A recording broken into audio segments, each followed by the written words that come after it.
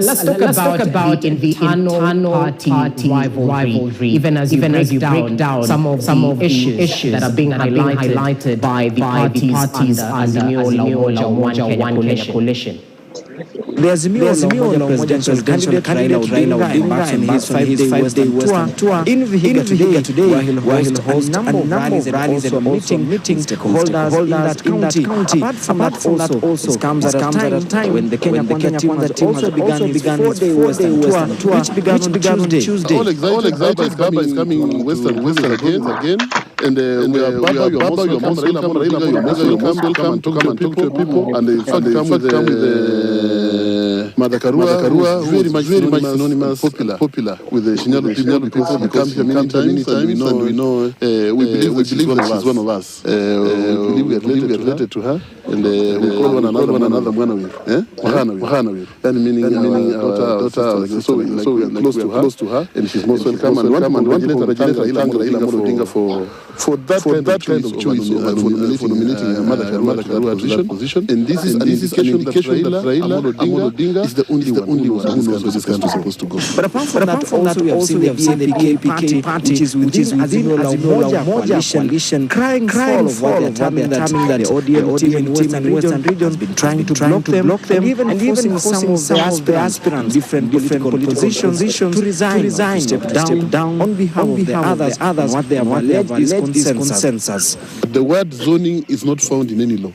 It doesn't have any legal basis. And it can't happen anywhere. And even I can tell there was a live court case in court over that. There's somebody who was forced, I've just forgotten the name, you will get it, who was forced to step down. He went to court, High Court.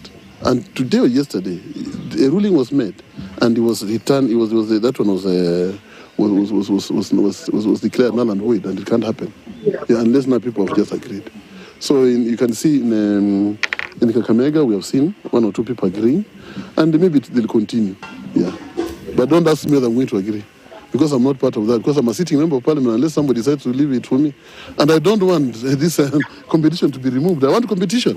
Yeah, I don't fear competition. I want them to be 100 of them, and I'll win.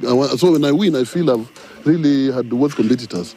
And apart from that, also the political parties in Western region under the Azimio la Umoja have insisted that they will not allow Junet Mohammed to MC Raila Odinga's Western tour, saying that he has been sidelining them in most of his campaigns and favoring ODM aspirants by giving them a chance to speak. Only that we want to ask some of the handlers, like Mohammed Junet, especially, he remember what he did in Shinyalu and embarrassed most of us. So when he comes to places like this one, he should give responsibility and priority to the local leadership to handle Baba. Because Baba is for all of us. When he comes in hiyo wasiwasi yake na kusukuma watu and snatching people microphone and all this, it is killing people's spirits. So we hope when he comes, we hope he has learned, and I'm advising him as also as a friend, as also my brother-in-law. I'm married from there. As my brother-in-law, I want to ask Junet to, when he comes to people's homes or people's region, let him leave the leadership, the local leadership, to take over Baba's program, not him. He wants to be master of ceremony, he wants to be ward, he wants to be... No, we can't work like that. So we want him to understand that we are not happy. And if people are not telling him, I'm a Misuha, I'm telling you, Shemeji, people are not happy the way you're handling Baba's program. You are antagonizing so many people, and that's not right. Let's shift focus now. UDA party leader and Kenya Kwanza Alliance presidential aspirant William Ruto is on the second day of his campaigns in the coast region. Now, speaking yesterday, the deputy president made public his plans to give out parcels of land for free to squatters living in the coastal region. Earlier today, he held an economic forum in Mombasa before heading to Kilifi for a series of campaign rallies. Now, reporter Tobias Chanji now joins us from Malindi with the details of the DP's forays in the region. Tobias Chanji, good afternoon. What's the latest, and perhaps highlight the sibling rivalry as well that might be simmering between the UDA party and the new entrant in Kenya Kwanza, that's the Power Party that has its roots in Kilifi County. What's the latest from the ground?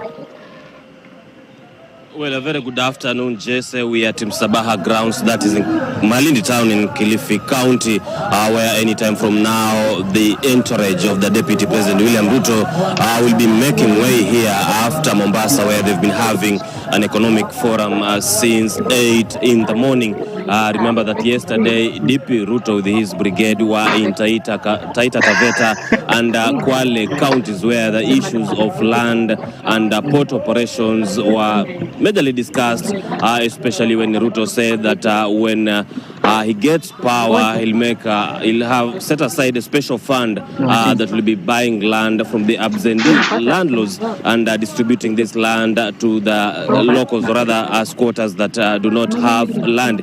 The other issue, of course, was about the port operations that were transferred to Nairobi and Naivasha, which he said that once he gets the power, then he'll have to transfer them back. Today, after Mombasa, he'll be having two rallies here in Kilifi County before winding up today. Then tomorrow, he'll have a similar economic forum in Kwale County with the 3 rallies in Mombasa. Then he'll be finishing on Friday in Tana River. And just behind me, as you can hear that voice, that is Aisha Juma, who's the MP for Malindi. And earlier on, when we arrived here, she was calling on party supporters who turned up here to make sure that they give a rousing welcome to Deputy Ruto and should show unity, especially after the Kenya Kwanza was joined by PA. Remember that apart from her in the Kenya Kwanza coalition, also be having George Keith, who will present PA for the gubernatorial seat. And the course that she has been making so far is for the both groups, that means UDA and PA, to make sure that they've united on this occasion to make sure that there's no friction and conflict. But yesterday in Kwale, we also witnessed that senior, or rather aspirants for senior positions, we're talking about the gubernatorial, senatorial, and the members of parliament, who are missing in action even after we saw the party leader, that is Kilifi Governor Amason Kingi, attending that rally. But we'll just be keeping tabs to see what will be happening, especially that sibling rival and supremacy wars that might come along as this event proceeds. So back to the studio. Stranji, thanks for that update. Even as we expect the Deputy President to address that particular gathering in Kilifi, specifically Malindi, more details to follow in terms of Kenya Kwanza's forays in the coastal region. Away from that, let's cross over to international matters, where U.S. President Joe Biden says he's sick and tired of mass shootings in the United States after a teenage gunman killed 21 young children in a shooting at an elementary school in Texas. Joe Biden vowed to find a way to tighten gun ownership laws. Listen in. President Joe Biden vowed Tuesday night to take meaningful action toward common sense gun laws, taking aim specifically at high-powered assault rifles, after a teenage shooter slaughtered at least 18 young children at a South Texas elementary school. The idea that an 18-year-old kid can walk into a gun store and buy 2 assault weapons is just wrong. What in God's name do you need an assault weapon for except to kill someone? Deer aren't running through the forest with Kevlar vests on, for God's sake. It's just sick. And the gun manufacturers have spent 2 decades aggressively marketing assault weapons, which make them the most and largest profit. For God's sake, we have to have the courage to stand up to the industry. Authorities said at least 18 children and 1 teacher were among the dead on Tuesday night after the midday attack at Robb Elementary School in Uvalde, Texas. Biden also sent his condolences to families. To lose a child is like having a piece of your soul ripped away. There's a hollowness in your chest. You feel like you're being sucked into it and never going to be able to get out. Suffocating. It's never quite the same. Texas Governor Greg Abbott, a Republican, said the shooter was an 18-year-old Uvalde resident. Abbott said the shooter was likely killed by responding officers. I want to tell you that what happened in Uvalde is a horrific tragedy that cannot be tolerated in the state of Texas. And there is swift action being taken by local law enforcement as well as the Texas Department of Public Safety. They obviously now know who the shooter was, and the shooter is no longer alive. In Washington, leaders from Biden's Democratic Party took the incident as a call to action to enact reforms that would prevent future shootings. I'm here on this floor to beg, to literally get down on my hands and knees and beg my colleagues. Find a path forward here. Work with us to find a way to pass laws that make this less likely.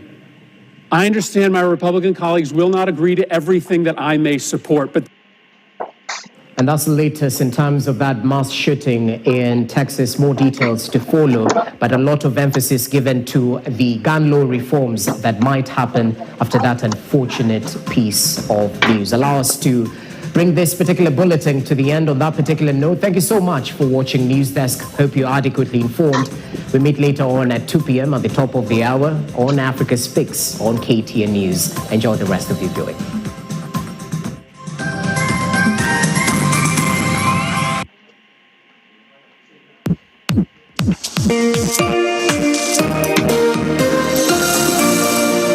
If I ever fall in love with the wrong person, I'll fight against it. You're like David, Gia? Until now, I keep loving the wrong person. She betrayed her own sister who is still in a coma. She really did take after you, didn't she? That's enough! You even kissed the husband of your poor comatose sister! That's enough!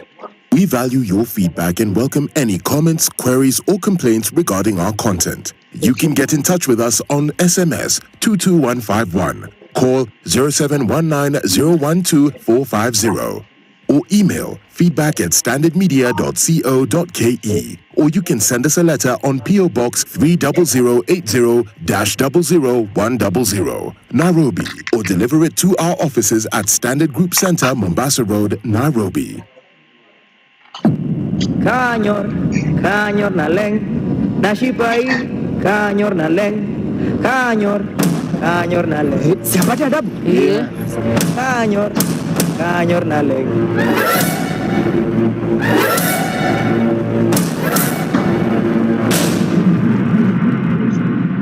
This week on The Headhunter, the bigger piece, and that's what made me really excited and humbled to join the Safaricom team, was the power of purpose. How do you get your employees and your people infused into the future and how the future is going to look like? I would say it's mindset, skill set, tool sets. And it's also disrupting yourself before you are disrupted. The only constant is reimagining yourself. With GoTV, you get movies, series, and telenovelas from around the world. Football for even the most discerning fans. Huge for Liverpool! Fantastic kids channels, international favorites. Be where great stories live. Get a GoCoder and 1 month of GoTV Plus for just 1,299 shillings. GoTV, love it. Yeah, I'm standing on the stage, looking at the audience, I'm frightened. They told me that this thing was so exciting. Snap it, Bangles, do you still? You can do it all by yourself. Let me see you do it. Let me see you do it. Snap it, Bangles, do you still? You can do it all by yourself. Let me see you do it. Let me see you. When cooling down is easy, this easy. Nice. You even took it with a smile. What about yours?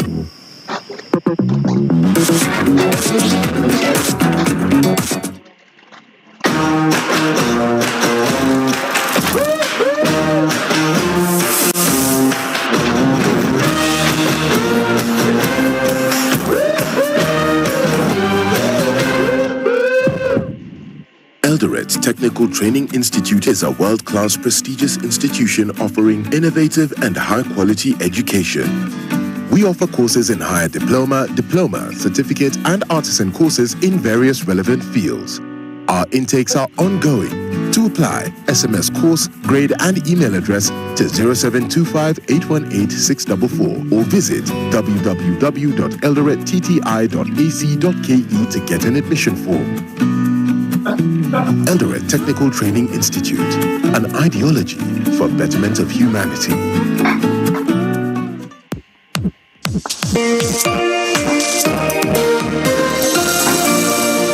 following program has been rated PG. It may contain scenes that may upset children under the age of 10.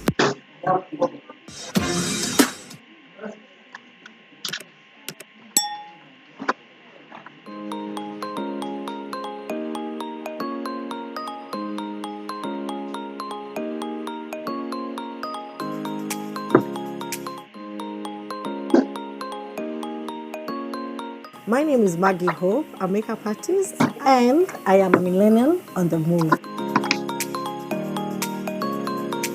Every day for me, it's a learning day, and even when I'm teaching my students, I also still learn from them. You need to feel like you're worthy to achieve anything. You need to feel you're confident, and at the same time, you need to feel that you deserve to be given a specific pay. I'm a makeup artist and a makeup trainer as well. And I was born in Thika Nursing Home, to be specific.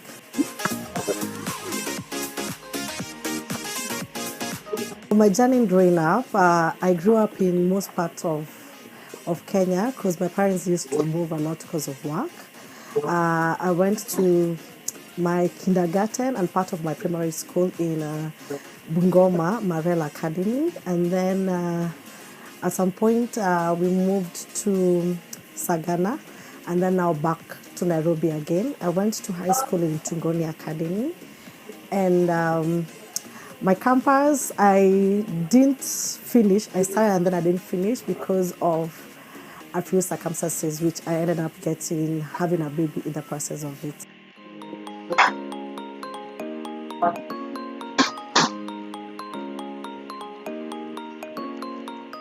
So when in primary, I think I was more of a very active girl, I would say that, and very, very playful. But I would say I was also very, very smart in the sense I was really good in maths. I was really good in school, but at the same time, really a playful girl. And I involved myself in drama, music festivals, so until to the nationals, if I can remember.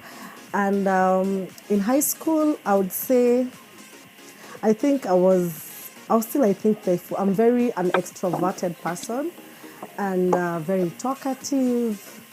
And I wouldn't say that I didn't love school, but at the same time, I think I was in between. So I would say I used to like school, and at the same time, I didn't. But one thing for sure is that I was really, I would consider myself maybe a playboy back then, because I used to really involve myself in a lot of games and in a lot of activities back in school. So one thing in my first years of joining campus, I feel like I really didn't enjoy it. And despite being pregnant, I feel like it was more of a relief for me, because I was going to be doing a career course, which I don't think I really wanted to do, because basically it was out of my parents who really wanted me to do that particular course. So I'm a last born in a family of 6, with 4 step siblings and 2 of us, me and my big brother. So when I was growing up, I would say my dad is a very ambitious man and somebody who really wanted us to be better than him, or basically just be able to get to his level.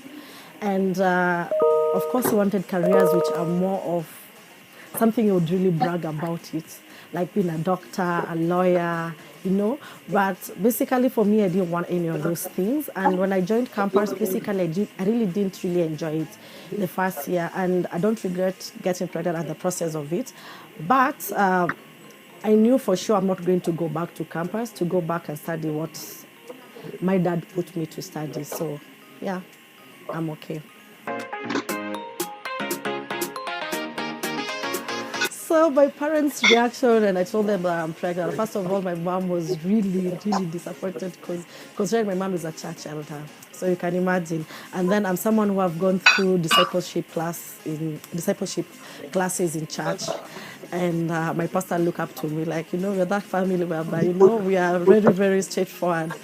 And on the other end, my dad used to really boast a lot about me when I was growing up. And everywhere I used to go, he used to talk about my daughter, my daughter, my daughter, my daughter. I used to be his favorite. So when I broke up the news to him, I think it was really the first time when I really saw my dad crying. And yeah, he was really, really disappointed with me. I used to like makeup in the sense of I used to like doing my eyebrows, not really my eyebrows, but my eyeliner and my lipstick. And basically those are the only things that I used to own as makeup products with myself. But then one day I ended up getting my makeup done for the first very time. And that was, I think when I was in 21 years in Rwanda. And the moment I looked at myself in the mirror, I really loved how I looked. And from that day on, that's when I just knew this is what I want to do, and this is how I want my face to be looking every single day. And at the same time, also do it on other people. So that is how I started, and I ended up starting buying new products to my kids, which I didn't really basically have. So just to ensure that I'm able to achieve what the makeup artist did to me.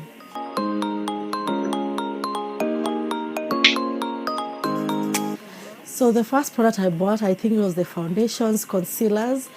But then now on YouTube, what they don't tell you is that they don't show you that there are different particular shades. I didn't have that knowledge that foundations have different shades for different skin tone. So when I was going to buy, exactly what I saw on YouTube.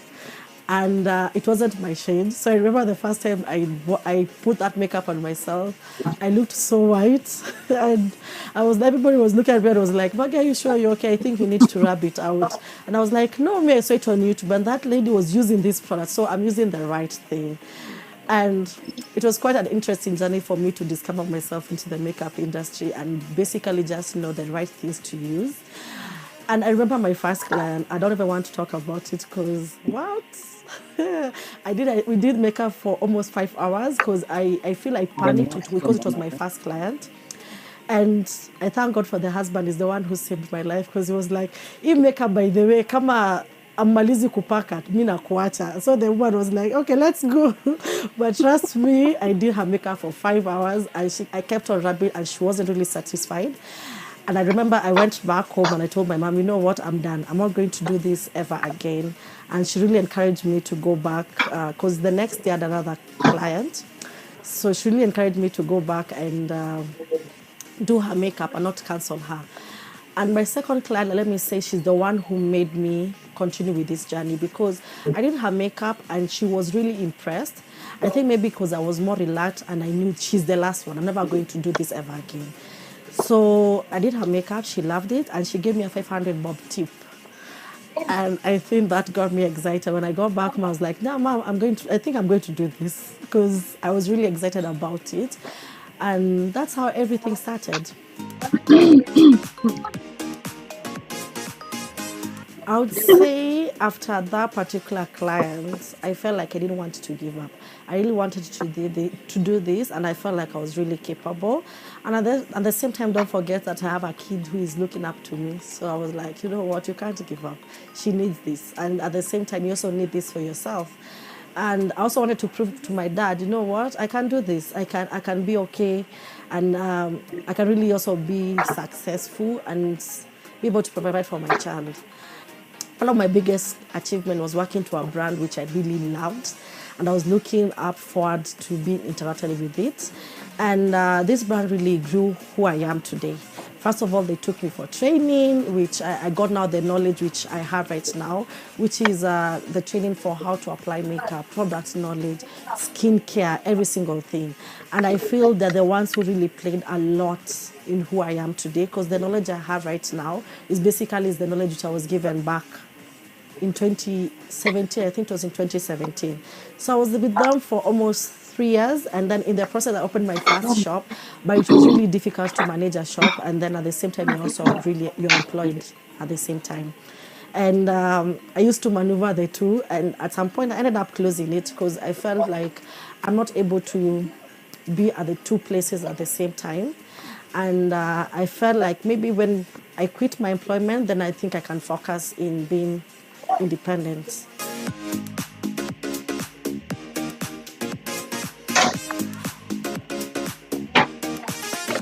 Na mkisha kitu. I know you'd love Sawa. to know about Kwa hivyo saa ingine kama mpiga parapanda that have kwambia kwamba kumepambauka, tunafanya namna hii. At the same time, maybe Jeshi get together.